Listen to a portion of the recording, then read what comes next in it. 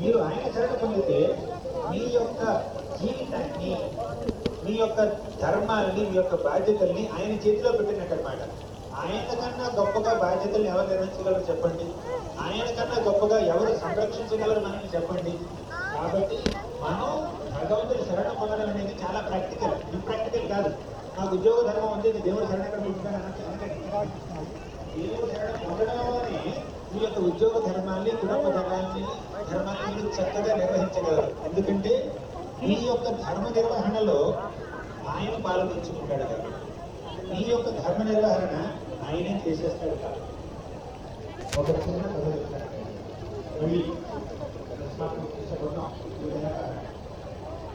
భగవద్గీతలో ఒక శ్లోకం ఉంది, 9వ అధ్యాయం 22వ శ్లోకం. ఎంతమంది తెలిసిన శ్లోకం? అనన్యాశ్చింతయంతో మాం, చెప్పండి.